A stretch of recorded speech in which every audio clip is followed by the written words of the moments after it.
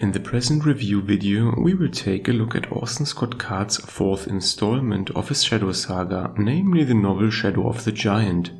Published in the year 2005, this 388-page book picks up the story after the events of Shadow Puppets.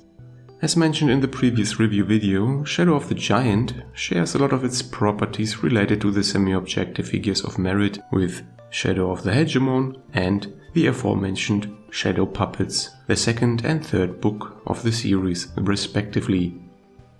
Accordingly, again, the sci-fi most scale rating falls within the middle of the range.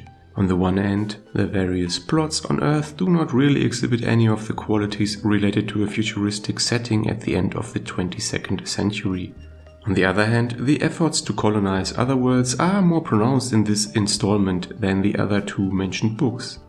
Nevertheless, as with also the other two books, most of the narrative still takes place on Earth, further expanding the Enderverse with new locations and settings. In addition, the book only presents a modest array of fresh concepts and notions, while at the same time showcasing a reasonably sized ensemble of characters without verging into the outlandish, which is once more a continuation of the metrics that we have witnessed and experienced in Shadow Puppets.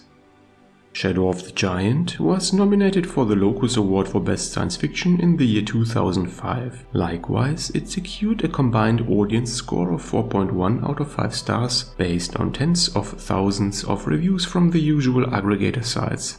Thus, Shadow of the Giant performs better in terms of its critical and popular reception than its two predecessors, Shadow of the Hegemon and Shadow Puppets. As with reviews dedicated to other works within the Enderverse, it is important to note the potential for spoilers in the upcoming plot summary and discussion. Elements from Ender's Game, Ender's Shadow, Shadow of the Hegemon, Shadow Puppets, and even Shadow of the Giant itself could be at risk of being revealed. Take heed of this warning and ensure you take the appropriate precautions. The plot of Shadow of the Giant picks up after the events of Shadow Puppets. Exile, Bean's and Petra's personal nemesis, has been dealt with once and for all. Nonetheless, his actions still haunt them as Bean and Petra begin a long and arduous quest to find all of their children that were scattered by Exile. Meanwhile, the geopolitical situation worsens by the day, with escalating wars rivaling the darkest times of history. Amidst this chaos, Peter Wiggins solidifies the Hegemon's office as a guiding influence for smaller, war-torn nations worldwide, seeking an alternative to becoming pawns in the hands of the world's major powers. And in the background, Hiram Gruff slowly but steadily expands humanity's grasp over alien star systems, using the turmoil on Earth to his advantage and possibly to solve the ongoing global crisis once and for all.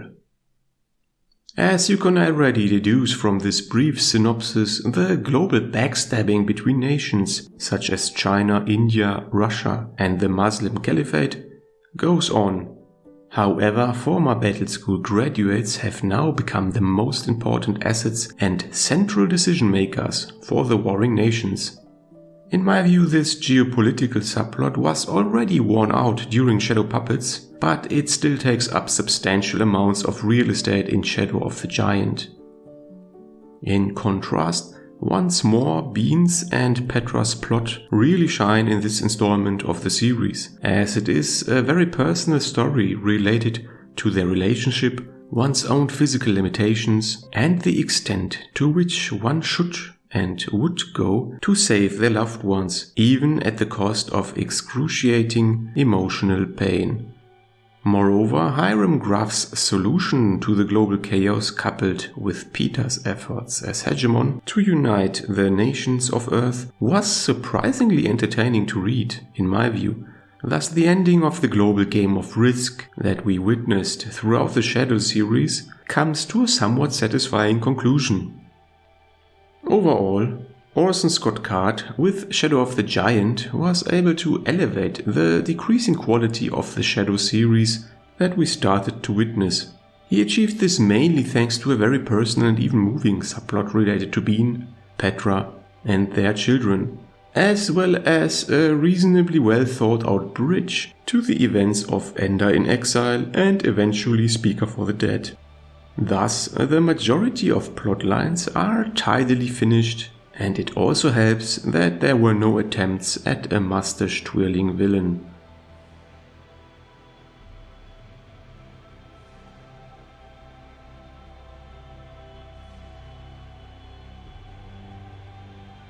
If you liked this video, you may also enjoy the other reviews and content on my channel.